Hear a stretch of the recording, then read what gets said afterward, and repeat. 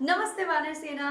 मैं हूँ आपकी एजुकेटर नवोमिता भट्टाचार्य जी और आप सब मुझे नोबिता मैम के नाम से जानते हैं। आज मैं आपको कार्बन एंड इट्स कंपाउंड्स वाला जो चैप्टर है जिससे आप सब लोगों को बहुत ज़्यादा डर लगता है, पता नहीं क्यों इतना डर लगता है आप लोगों को, क्योंकि मेरे से पढ़ोगे तो मुझे तो नहीं लगता कि आपको डर लगना चाहिए। खैर कोई बात नहीं। अब इस चैप्टर का मैंने एक वन शॉट लिया था जिसमें आई थिंक वो पूरा चैप्टर कुछ 3.5 घंटे का पड़ा था, ठीक है। और आज मैं इसी चैप्टर को मैं और छोटे से आपको एक क्विक रिवीजन करवाने वाली हूँ। तो आधे घंटे के अंदर अंदर हम पूरे कार्बन एंड इट्स कंपाउंड्स को पढ़ लेंगे ऑब्वियसली। अब आप ये नहीं कमेंट सेक्शन में कह सकते कि मैम आपने शुरू शुरू में तो पढ़ाया ही नहीं, मैम आपने एलोट्रॉप्स के बारे में तो ज्यादा पढ़ाया ही नहीं। अब अच्छा जो ज्यादा इंपॉर्टेंट है उस पर ध्यान ज्यादा दिया जाएगा और आधे घंटे में चैप्टर खत्म करना है तो कोई चीजें तो स्किप करनी पड़ेगी ना।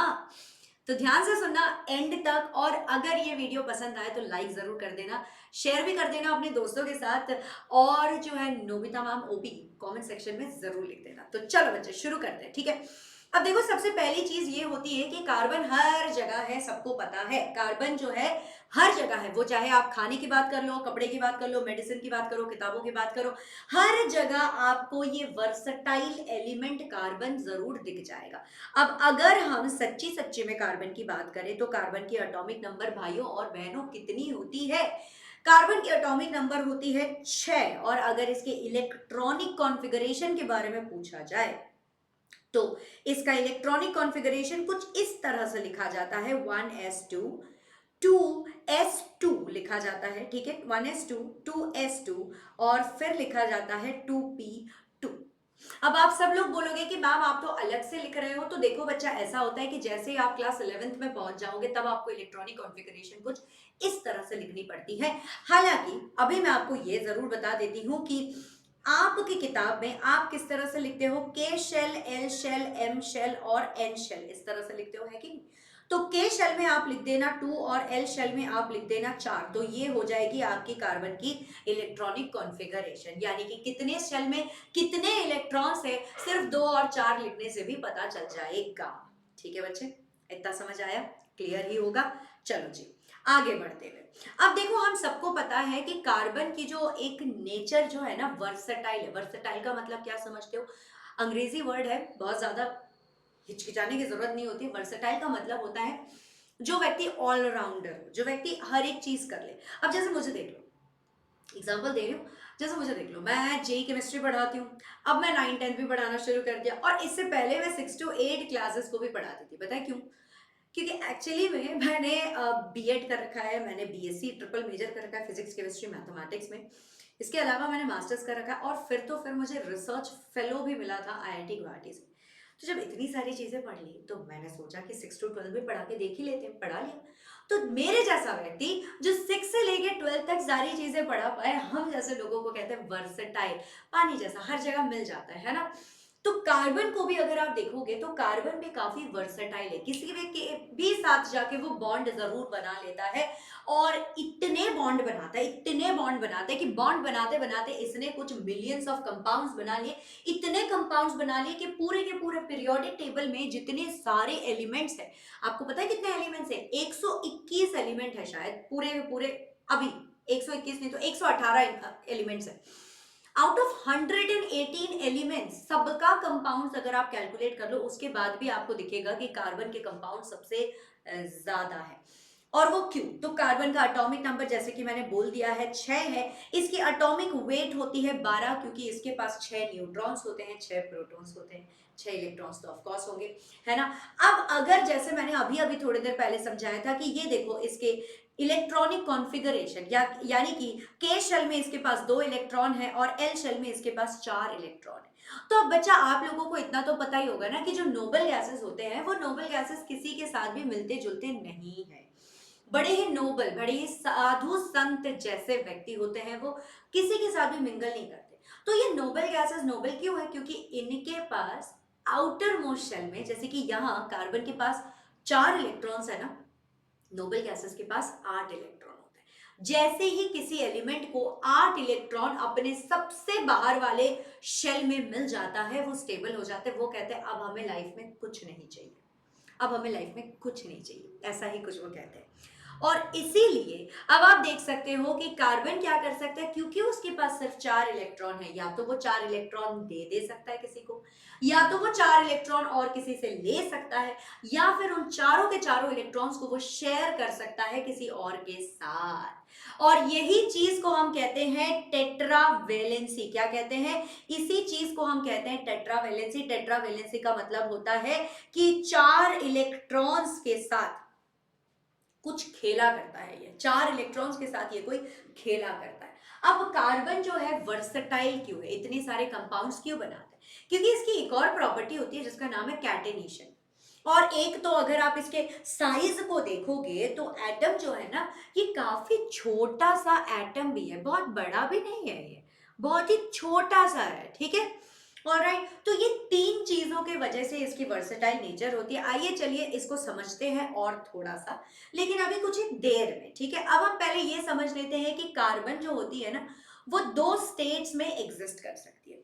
एक ये हो सकता है कि वो फ्री स्टेट में एग्जिस्ट करे, जैसे कि डायमंड, ग्राफाइट या फुलरेन के जरिए से, या फिर वो कंपाउंड्स में भी एग्जिस्ट कर सकते हैं, जैसे कि आपने सुना होगा कैल्शियम कार्बोनेट, आपने सुना होगा कार्बन डाइऑक्साइड, आपने सुना होगा कार्बन मोनोऑक्साइड।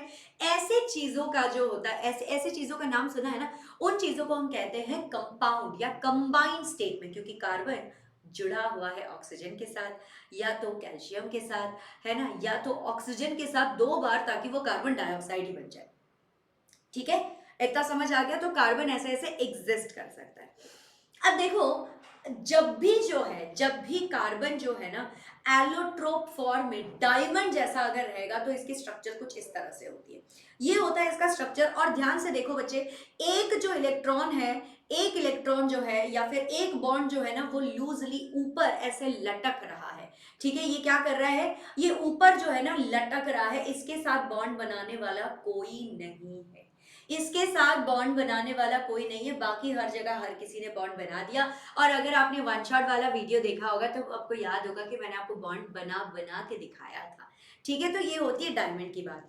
आगे चलते हैं जरा। अगर हम ग्राफाइट की बात करें तो ग्राफाइट में देखो इस तरह से हेक्सागोनल स्ट्रक्चर होता है, और बीच में एक इलेक्ट्रॉन जो है, मतलब हर किसी के पास एक एक इलेक्ट्रॉन छूट जाता है बॉन्ड बनाते वक्त, और वही इलेक्ट्रॉन होता है जो इलेक्ट्रिसिटी को कंडक्ट कर सकते हैं।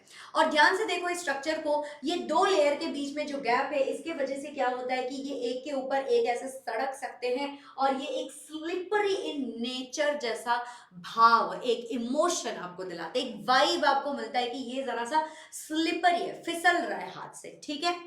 आगे बढ़ते हुए, फुलरीन जो होती है, फुलरीन इस तरह से होती है। फुलरीन में अगर आप ध्यान दोगे तो आपको दिख जाएगा कि फुलरीन में यहाँ पे हेक्सागोनल स्ट्रक्चर्स भी होते हैं, देखो, जिनके 6 साइड है।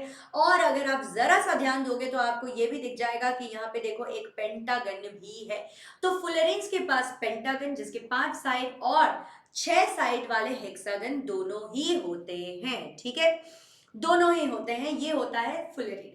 फुलरीन को जिस व्यक्ति ने डिस्कवर किया था या इन्वेंट किया था, उनका नाम था बकमिंस्टर फुलरीन, और उन्हीं के नाम से इसे हमने फुलरीन का नाम दिया है, ठीक है बच्चे। आगे बढ़ते हुए अब बात करते हैं बॉन्डिंग इन कार्बन। जैसा कि हमने ऑलरेडी पढ़ लिया था, अगर आप कार्बन को देखोगे तो कार्बन के भीतर के, मतलब अंदर वाले शेल में इसके पास सिर्फ 2 इलेक्ट्रॉन है, और बाहर वाले शेल में इसके पास 1 2 3 और 4 इलेक्ट्रॉन है।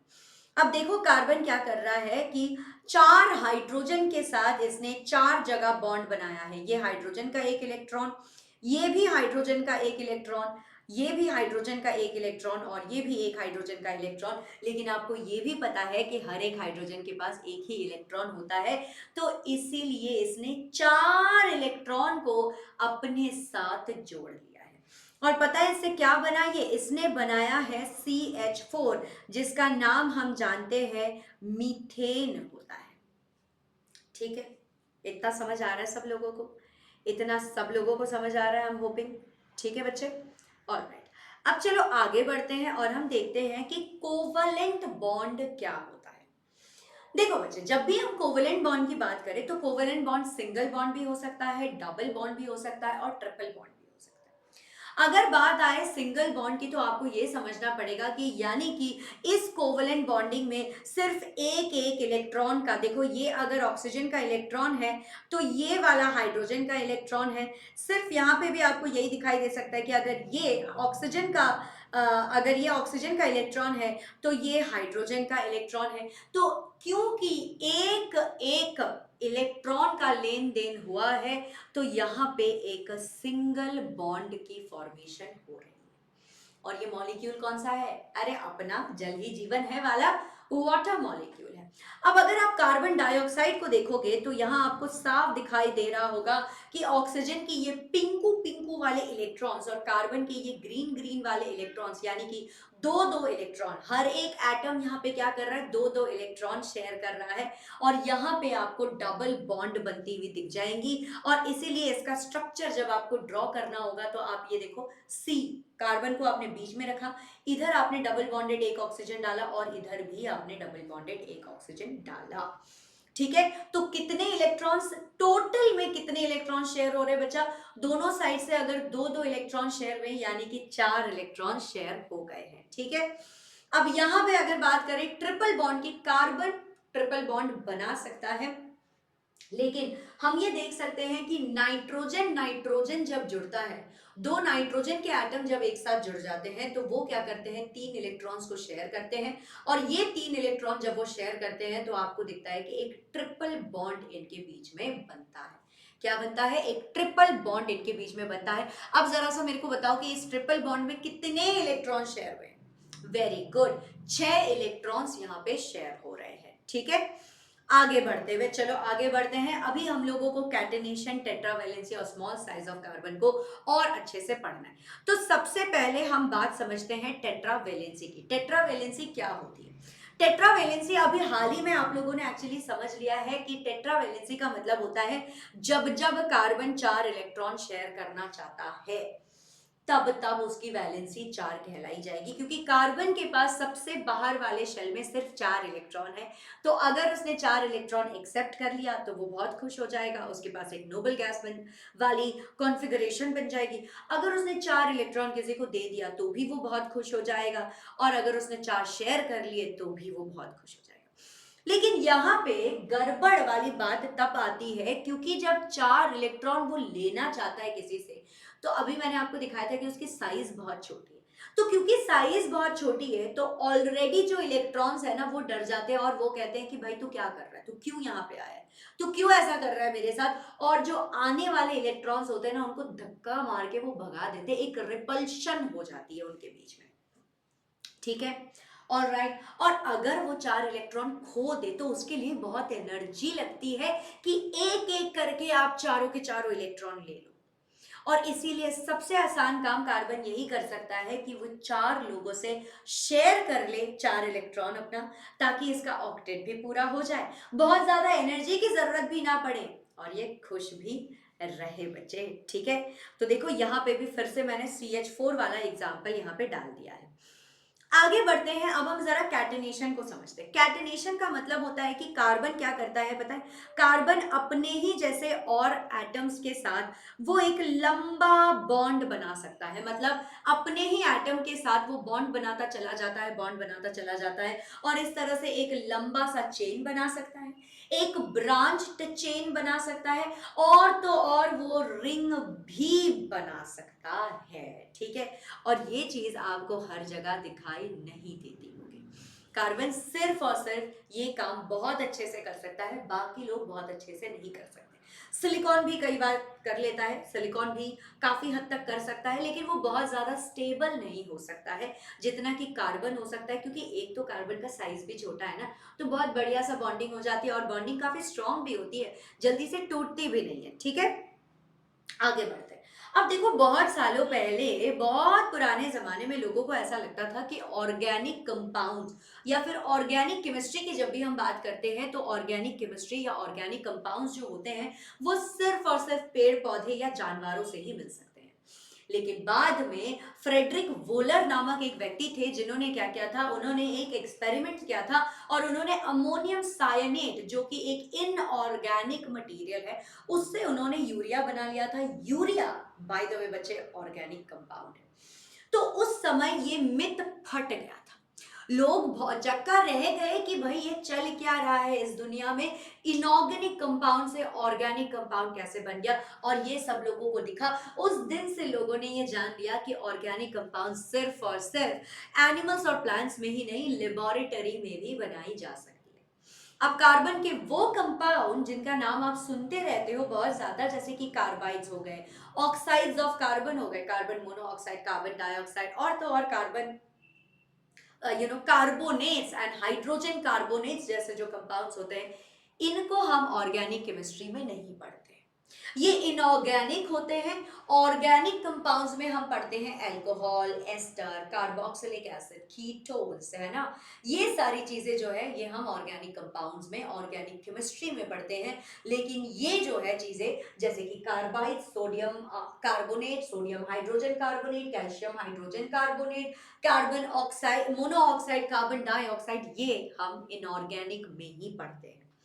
ठीक है, आगे बढ़ते हुए अब बात आती है हाइड्रोकार्बन्स की। हाइड्रोकार्बन्स का मतलब क्या है बच्चे, नाम में जरा गौर फरमाएं और आपको पता चल जाएगा कि एक ऐसा कंपाउंड जिसके पास हाइड्रोजन है और जिसके पास कार्बन है। अब ये कंपाउंड्स, इनको हम फर्दर दो भागों में बांट सकते हैं। ठीक है, कैसे दो भागों में, एक होता है आपका अनसैचुरेटेड, दूसरा होता है आपका सैचुरेटेड।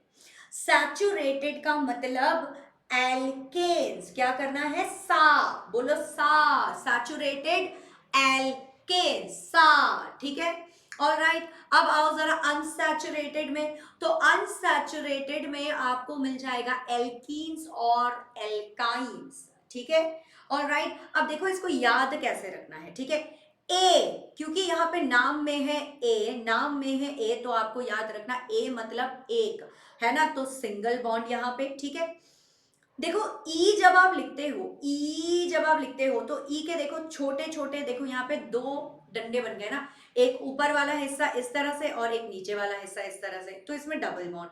और वाई कैसे लिखते हो, वाई लिखने के लिए आपको तीन डंडे की जरूरत पड़ती है, तो यहाँ पे ट्रिपल बॉन्ड होता है, यहाँ पे ट्रिपल बॉन्ड होता है, यहाँ पे डबल बॉन्ड होता है, और ए का मतलब एक, तो सिंगल बॉन्ड यहाँ पे होता है। ठीक है, तो सा, सा, उई, और फिर क्या है, उई उई।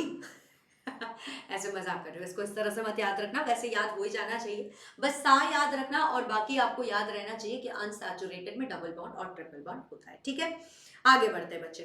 अब देखो क्या होता है कि कार्बन इस तरह के स्ट्रेट चेन मॉलिक्यूल्स या फिर स्ट्रेट चेन कंपाउंड बना सकते हैं। अगर आप देखोगे तो स्ट्रेट चेन कंपाउंड्स कार्बन के किस तरह से होते हैं, प्रोपेन होता है, ब्यूटेन होता है, यहाँ पे इसने बनाया आइसोब्यूटेन, अब मैं वो चीजें आपको समझाने वाली हूं, और यहाँ पे इसने बनाया साइक्लोप्रोपेन भी। तो ये किस तरह से होता है, देखो प्रोपेन अगर इसने बनाया तो ठीक है, ठीक है, प्रोपेन अगर इसने बना लिया, देखो देखो देखो, ध्यान से देखना बच्चा, ध्यान से देखना।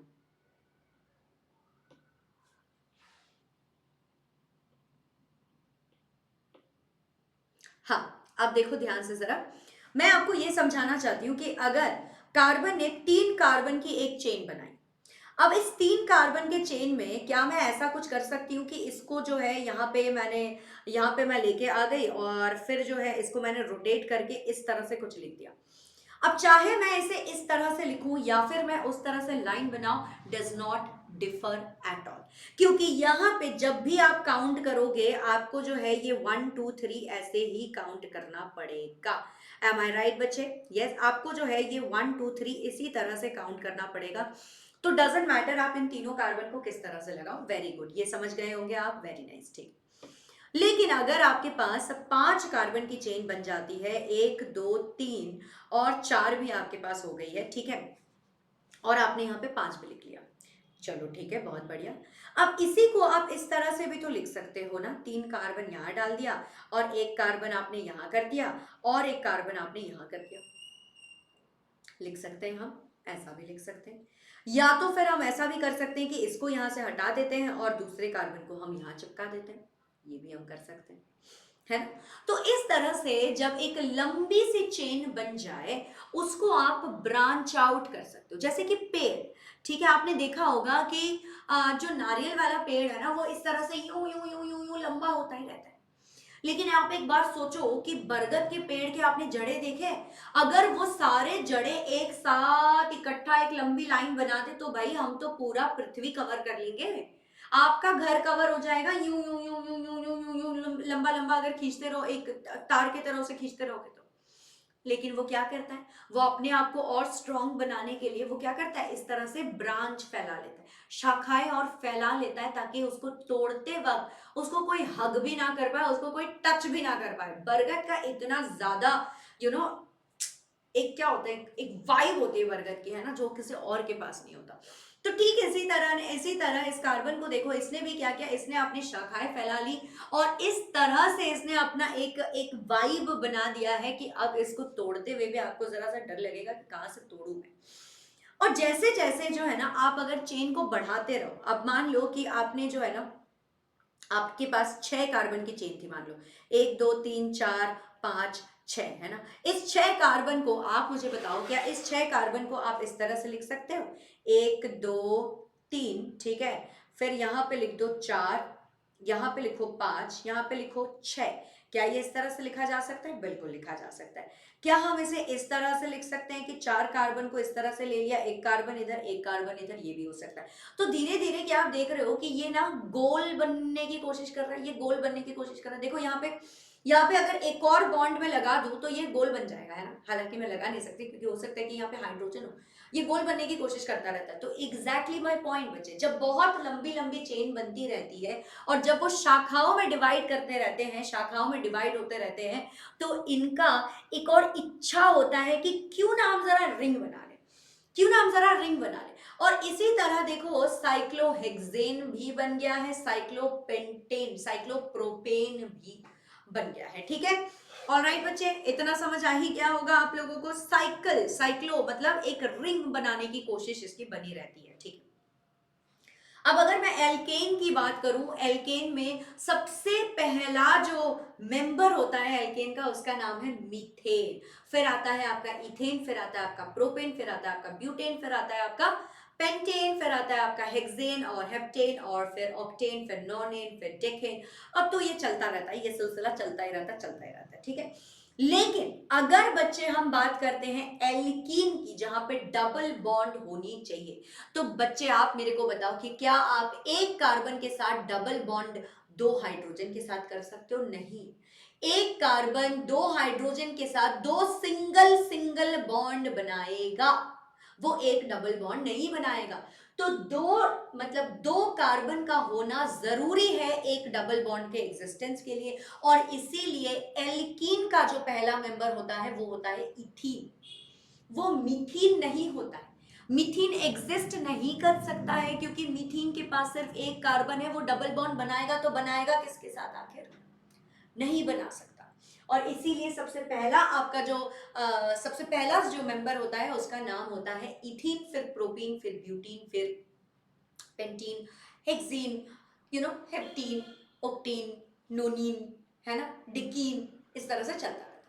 सिमिलरली अगर हम एल्काइन की बात करें तो एल्काइन जो है ये भी मिथाइन एग्जिस्ट नहीं कर सकता, क्योंकि एक ट्रिपल बॉन्ड को बनाने के लिए भी 2 कार्बन की सख्त जरूरत है।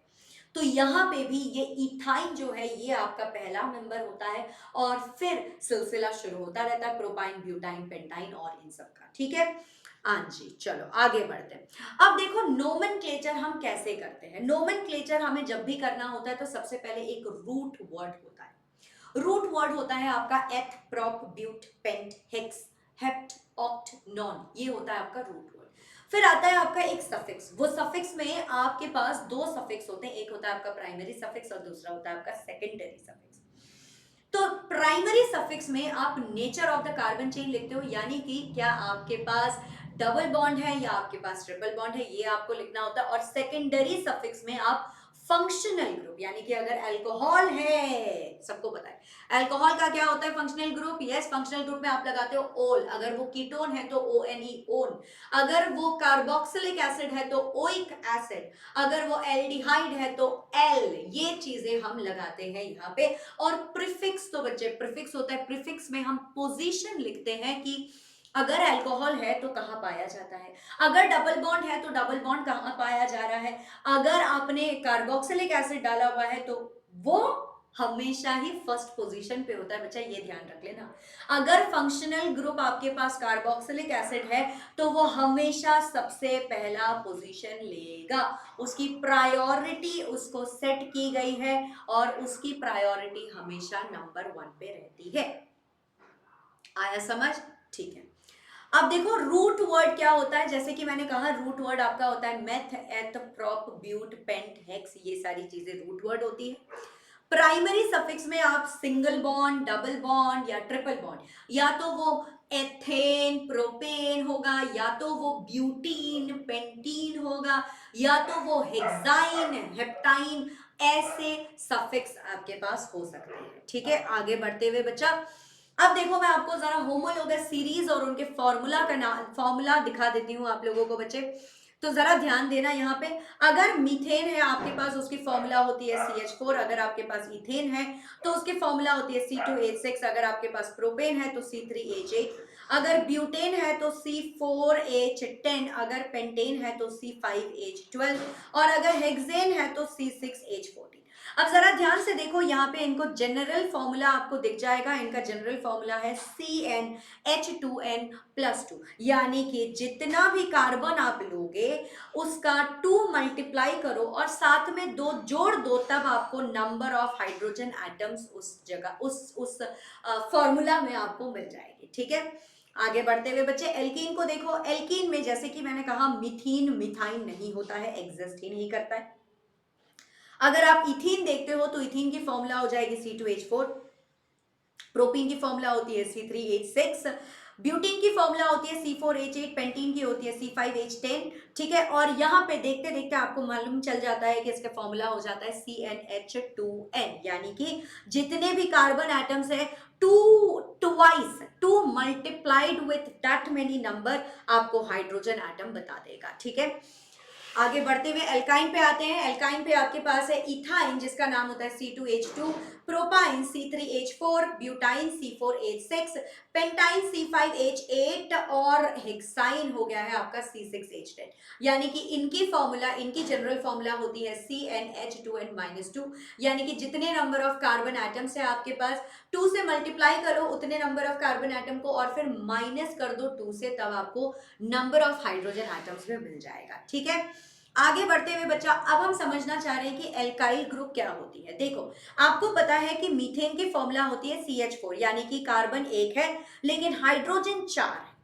अब अगर इस मीथेन से मैं मिथाइल बनाना चाहूं, तो मिथाइल अगर मैं बनाना चाहूं तो मुझे क्या करना पड़ेगा बच्चा, मुझे यहां से एक हाइड्रोजन को माइनस करना पड़ेगा, इसीलिए मैंने माइनस हाइड्रोजन लिखा है। यानी कि 4 हाइड्रोजन के बजाय अगर आपके पास 3 हाइड्रोजन आ जाए तो आप उसका नाम लिखोगे मिथाइल। सिमिलरली अगर मैंने प्रोपेन लिया, उसका अगर मुझे प्रोपाइल बनाना है तो मैं क्या करूंगी, यहां से भी मैं एक हाइड्रोजन को गिव अप कर दूंगी, उसको मैं सब्सट्रैक्ट कर दूंगी, तो मुझे मिल जाएगा प्रोपाइल ग्रुप। ठीक है बच्चे, आगे बढ़ते हुए चलो देखो।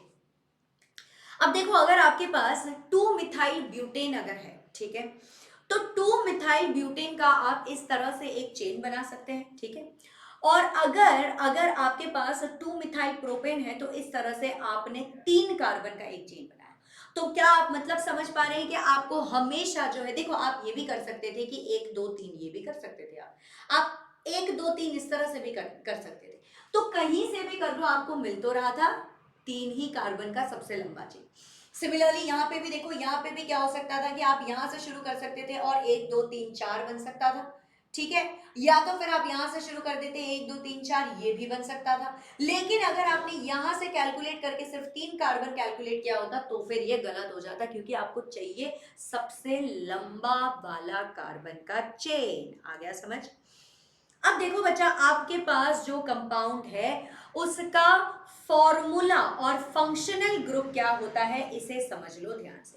अगर आपके पास क्लोरीन या ब्रोमीन है तो उसको हम बोलते हैं हेलो, ठीक है, हेलो एल्केन बोलते हैं, क्लोरो ब्रोमो एल्केन बोलते हैं, ठीक है। इनकी फॉर्मूला होती है Cl या Br, और आपको एक हाइड्रोजन को हटा के इन्हें आपको जगह देनी पड़ती है, ठीक है। अगर आपके पास हेटेरो एटम में कोई ऑक्सीजन है, हेटेरो एटम का मतलब क्या, हेटेरो एटम का मतलब सिर्फ कार्बन और हाइड्रोजन के छोड़ के कोई और एटम भी वहां मौजूद है। तो अगर ऑक्सीजन मौजूद है तो हो सकता है कि आपका अल्कोहल बना हुआ हो, अगर अल्कोहल है तो उसकी फॉर्मूला होती है OH। अगर एल्डिहाइड बना हुआ है तो कार्बन होगा, हाइड्रोजन होगा और ऑक्सीजन होगा, तो इसके लिए हम लिखते हैं Al। क्या लिखते हैं, एल्डिहाइड के लिए हम लिखते हैं Al। अगर आपके पास कीटोन है तो आपके पास कार्बन होगा और डबल बॉन्डेड एक ऑक्सीजन होगा, तो ये इसके लिए हम लिखते हैं ONe। अगर आपके पास कार्बोक्सिलिक एसिड है तो आपके पास होगा C डबल बॉन्ड OH, यानी कि एक यहाँ पे डबल बॉन्ड O होता है, एक यहाँ पे डबल बॉन्ड O होता है और ये सिंगल बॉन्ड OH होता है। इसके लिए हम लिखते हैं ओइक एसिड। क्या लिखते हैं, ओइक एसिड। ये सेम टू सेम पूरा चार्ट आपकी किताब में भी है, एनसीईआरटी में भी है, तो इसे जरूर देख लेना। आओ एक बार देख लेते हैं कि नाम किस तरह से लिखे। अगर आपके पास कोई हैलोजन है, अगर आपके पास कोई हैलोजन है तो आपको प्रीफिक्स लिखना होता है क्लोरोब्रोमो का, यानी कि इस जगह पे देखो आपने 3 कार्बन की एक चेन बनाई हुई है और यहाँ पे आपके पास क्लोरो है, तो आप लिखोगे क्लोरोप्रोपेन। अगर आपने यहाँ पे 3 कार्बन की चेन बनाई हुई है, आपके पास ब्रोमीन है, तो आप इसका नाम लिखोगे ब्रोमोप्रोपेन, ठीक है। अगर आपके पास अल्कोहल है तो अब आप प्रीफिक्स नहीं, आप सफिक्स लिखते हो। किस तरह से, देखो 3 कार्बन की चेन बनाई हुई है, यहाँ पे आपने OH लिखा है, इसका नाम हो जाएगा प्रोपेनॉल। अगर एल्डिहाइड है तो फिर से सफिक्स आती है एल की, मतलब A और L की आती है, तो इसीलिए 3 कार्बन की चेन है। और देखो यहाँ पे जो पहला वाला कार्बन है ये खुद ही अल्कोहल वाला, सॉरी ये खुद ही एल्डिहाइड वाला ग्रुप है, क्योंकि यहाँ पे एक CH है और यहाँ पे एक ऑक्सीजन है जो कि डबल बॉन्डेड है, तो ये होता है आपका प्रोपेनॉल।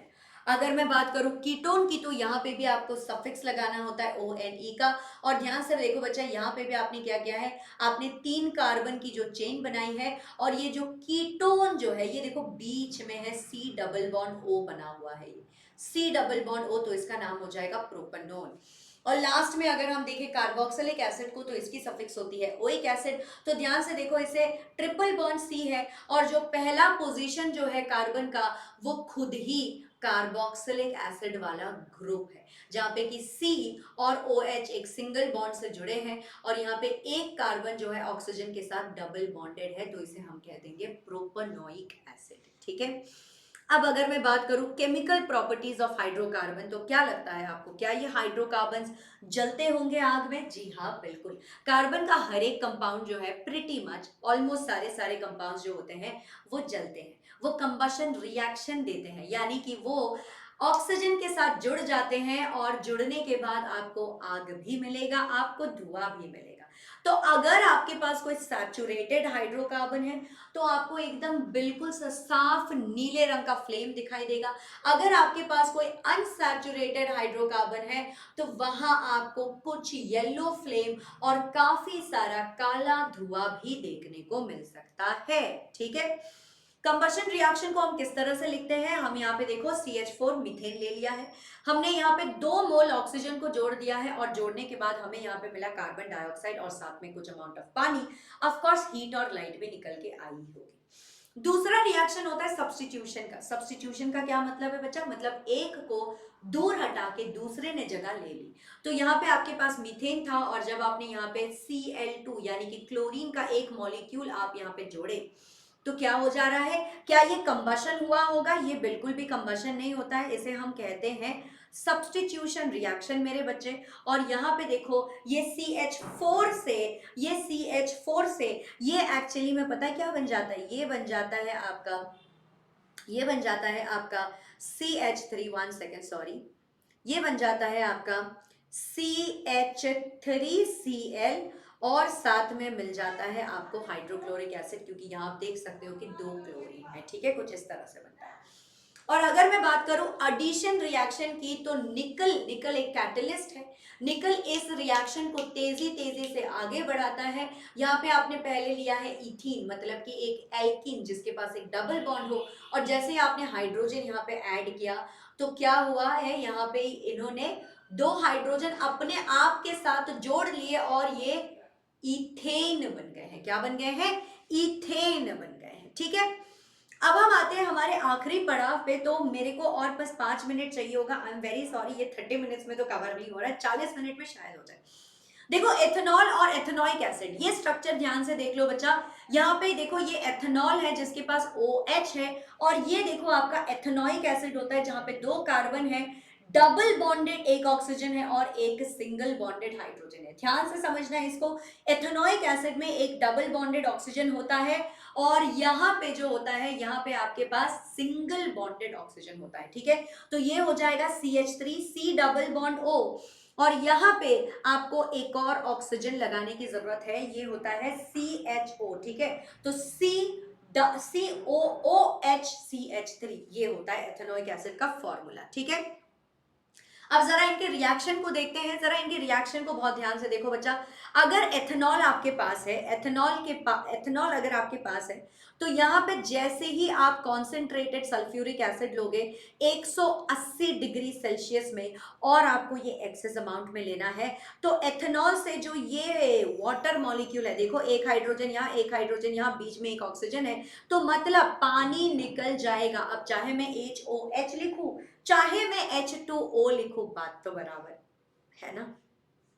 और क्योंकि ये दोनों कार्बन ने जो है कुछ ना कुछ खोया है, तो इन्हें लगा भाई टेट्रावेलेंसी हमारी बनी रहनी चाहिए, तो इन्होंने जो है एक डबल बॉन्ड यहां नया बना लिया है। ठीक है, और राइट, जिसका नाम है इथाइलिन या फिर इथीन, भी दोनों ही सही है। ठीक है, अब देखो एक और रिएक्शन यहाँ पे, अगर आप इथेनॉल लेते हो और इसका किसी मेटल, स्पेशली सोडियम के साथ अगर आप इसका रिएक्शन करवा देते हो, तो ओल से ये बन जाता है ऑक्साइड, सोडियम इथॉक्साइड बन जाता है ये। ठीक है, एथेनॉल था, एथेनॉल से ये बन गया सोडियम इथॉक्साइड, और सोडियम का यहाँ पे ऑक्सीडेशन हो रहा है, क्योंकि सोडियम देखो जिसके पास ऑक्सीजन है उसके साथ आके जुड़ रहा है, और हाइड्रोजन जो है वो बाहर निकल गया है। यानी कि एथेनॉल से जब ये हाइड्रोजन गैस बन रहा है, तो यहाँ पे रिडक्शन हो रही है। क्या हो रही है? रिडक्शन हो रही है। तो it is an example of redox reaction. आगे बढ़ते हुए जरा एथेनॉइक एसिड की अगर हम बात करें, तो यहाँ पे देखो हमने क्या किया है, यहाँ पे हमारे पास है एथेनॉल लिया हमने। ठीक है, एथेनॉल के साथ जब हम एसिटिक एसिड लेते हैं, यानी कि ये देखो CH3COOH, ठीक है, CH3COOH जो कि एसिटिक एसिड है, या फिर एथेनॉइक एसिड बोलो, जो भी बोलो। तो एथेनॉल और एथेनॉइक एसिड को जब हम मिलाते हैं, तो बेसिकली क्या होता है, देखो ये जो पानी वाला हिस्सा है ये निकल जाता है, और क्या होता है कि ये ऑक्सीजन इस कार्बन के साथ जुड़ जाता है। देख रहे हो आप क्या हो रहा है? देखो ये जैसे ही निकल गया, तो ये ऑक्सीजन था यहाँ पे, ये ऑक्सीजन और ये ऑक्सीजन, देख पा रहे हो? अब इस ऑक्सीजन के साथ कार्बन ने आके एक बॉन्ड बना लिया, और उसके पास डबल बॉन्डेड वाला जो हमारा ऑक्सीजन है वो ऑलरेडी है। ठीक है, वो ऑलरेडी है। 1 2 3 4, हाँ, कार्बन अपना टेट्रावेलेंसी भी बिल्कुल मेंटेन कर रहा है, और वाटर मॉलिक्यूल निकल गया। इसे हम क्या कहते हैं? इसे हम कहते हैं इथाइल एसिटेट। क्या कहते हैं इसे? Ethyl acetate. लेकिन ध्यान से देखो बच्चे, इसके पास 1 2 3 4 4 कार्बन है, इसके पास 4 कार्बन है, बीच में ऑक्सीजन है, ये बन रहा है इथाइल एसिटेट, जो कि एक एस्टर है। क्योंकि एस्टर के फॉर्मूला को हम पता है कैसे लिखते हैं? एस्टर के फॉर्मूला को हम लिखते हैं RCOOR। ठीक है, क्या लिखते हैं? RCOOR।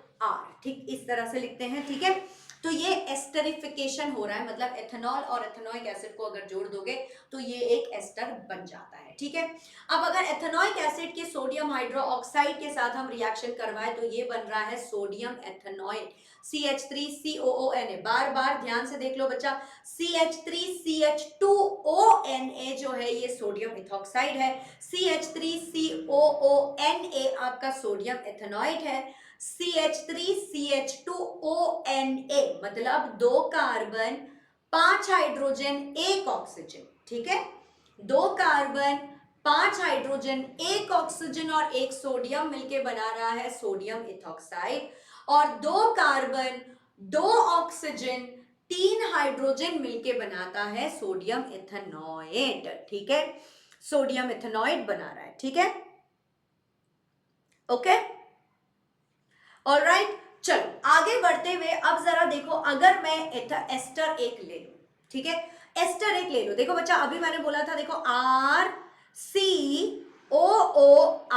ये R क्या है, ये हो गया आपका एक मिथाइल वाला पोर्शन, सॉरी ये हो गया आपका एक मिथाइल वाला पोर्शन, और ये क्या है, ये है आपका इथाइल वाला पोर्शन। तो ये आपका एक एस्टर है।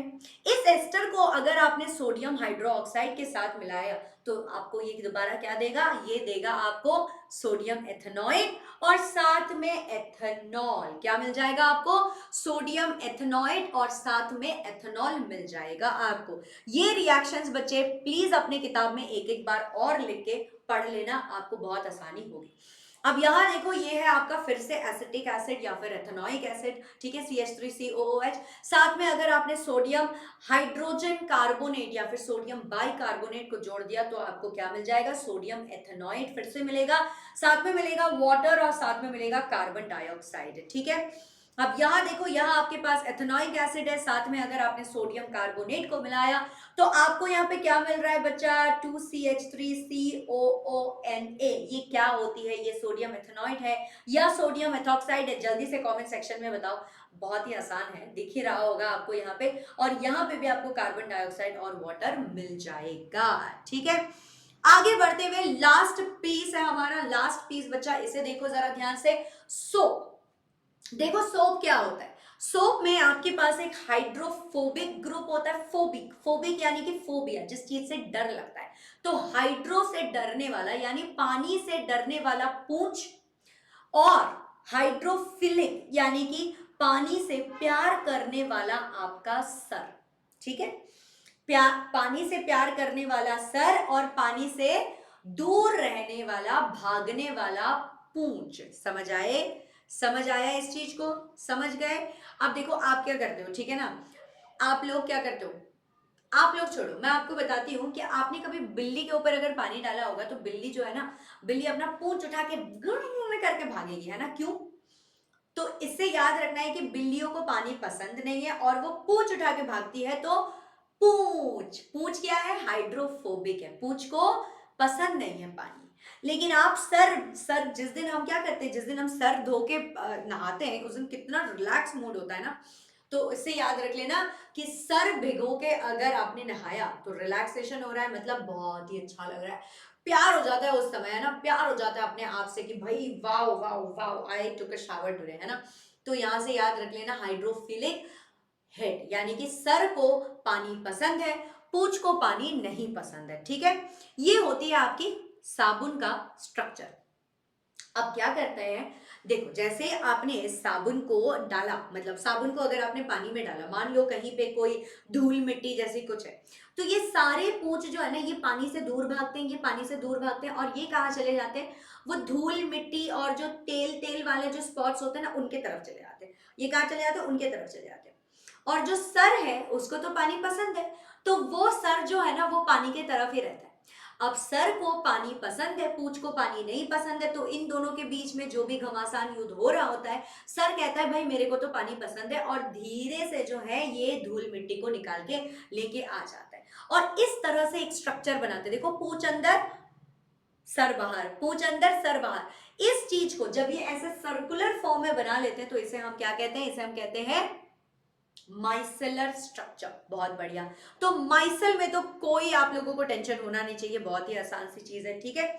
अब डिफरेंसेस देखो सोप और डिटर्जेंट का, सोप को बनाते हैं नेचुरल मटेरियल से, लेकिन डिटर्जेंट को बनाया जाता है सिंथेटिक मटेरियल से। सोप में क्या होता है, एल्कली एंड फैटी एसिड्स होता है, जबकि डिटर्जेंट में एल्कली एंड सल्फ्यूरिक एसिड होता है। अगर हम इफेक्टिवनेस की बात करें तो सोप बहुत ज्यादा कुछ हार्ड वाटर के साथ कर नहीं सकता, लेकिन डिटर्जेंट जो है पानी के हार्डनेस को जो है बिल्कुल हटा सकता है, ठीक है, ऑलराइट। और यहाँ पे क्या होता है कि ये स्कम बनता है, मतलब कि आपने देखा होगा कि सोप के साथ जब आप नहाते भी हो ना, तो जो झाग निकल गए उस झाग में आपको देखना कि सॉर्ट ऑफ थोड़ा पाउडरी सब्सटेंस जैसा कुछ देखने को मिलता है। पाउडर भी नहीं, इसको स्कम बोलते हैं, लेकिन ये जो चीज है डिटर्जेंट जो है वो उससे नहीं करता है, वो सिर्फ झाग बनाता है, झाग बनाता है। और धीरे धीरे आप देखना कि उस पानी को रख दोगे तो वो पानी जो है उस पानी से झाग भी चली जाती है, लेकिन वो पानी हार्ड नहीं होता। और एनवायरमेंट में क्या होता है कि साबुन को यूज करना अच्छी बात है क्योंकि ये इजीली ब्रेक डाउन हो जाती है बिकॉज इट इज नेचुरल, लेकिन सिंथेटिक डिटर्जेंट की अगर हम बात करें तो ये आसानी से ब्रेक डाउन नहीं होती है बाय एनी बैक्टीरिया, ठीक है। ऑलराइट, और विद दिस नोट बच्चे हमने जो है 45 मिनट में ये चैप्टर खत्म कर दिया है। आशा करती हूँ कि आपको सारी चीजें समझ आ गई होगी, लेकिन इस वीडियो को देखते देखते आप लोग एक बार अपना नोट जरूर बना लेना। Thank you so much for watching it. Video अगर अच्छा लगा तो लाइक भी कर देना, शेयर कर देना अपने दोस्तों के साथ और सब्सक्राइब भी कर देना। Bye bye, I will see you letter.